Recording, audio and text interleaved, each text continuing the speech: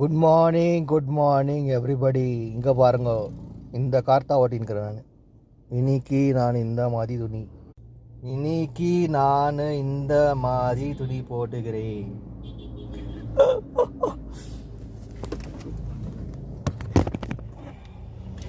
எப்படி இருக்குது காரு? நம்ம கார் இல்லை, வேற எங்களது காரு.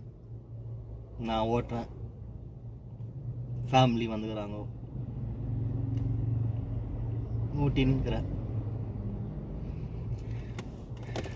எங்கேயோ மாலுக்கு போய்க்கிறாங்க, வெயிட் பண்ணின்னுக்கிறேன்.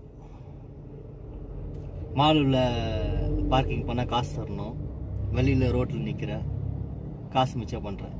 இது எப்படி இது?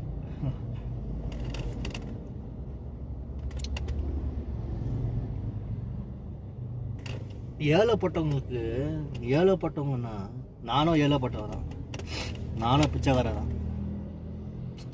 உங்களுக்கு ஐடியா சொல்கிறேன், காசு எப்படி சம்பாதிக்கணும்னு.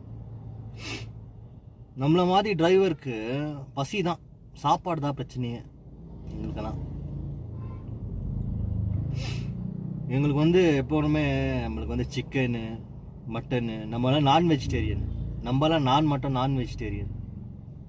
எனக்குலாம் இதெல்லாம் ரொம்ப பிடிக்கும், நூடுல்ஸு, இந்த சிக்கனு, போர்க்கு, இதெல்லாம். இதையே இந்த லேடிஸுக்கு நான் சொல்கிறேன். நான் அவங்க ஏதாவது ஒரு தூரத்தில் ஒரு கடவை போட்டானாக்கா நல்லா வியாபாரம். ஒரு 100 ரூபாவோ 80 ரூபாவோ நல்லா டேஸ்ட்டாக சாப்பாடுங்க பண்ணி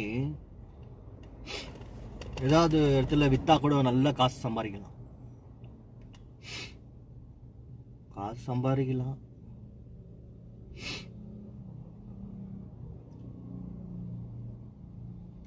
நீங்களும் சொந்த வீடு வாங்கி நிம்மதியாகலாம். என்ன மாதிரி கஷ்டப்பட தேவையே இல்லை.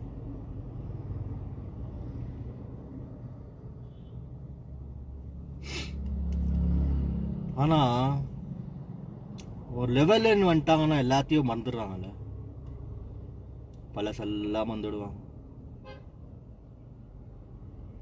கஷ்டத்தை மறந்துட்டு ஏதோ பேப்பர் நோட்டு பாக்கெட்டில் வந்துச்சுன்னு சொல்லிட்டு திமுறா நந்தன் போகிறது, திமுறா ஒரு கல்யாணத்துக்கு போனால் கூட நான் தான் பெரியவன், ஏதோ பேப்பர் நோட்டில் 1 லட்ச ரூபாய் 2 லட்ச ரூபாய்க்குற மாதிரி வேற ஒன்று அமுக்கி பேசுறது. இந்த பாட்டு கேளுங்க, காசு வராத மச்சம் இல்லை, வாங்க தம்பி உக்காருங்கோ, வாங்க தம்பி உக்காருங்கன்னு ஒரு சாங்குமா சூப்பராக எழுதி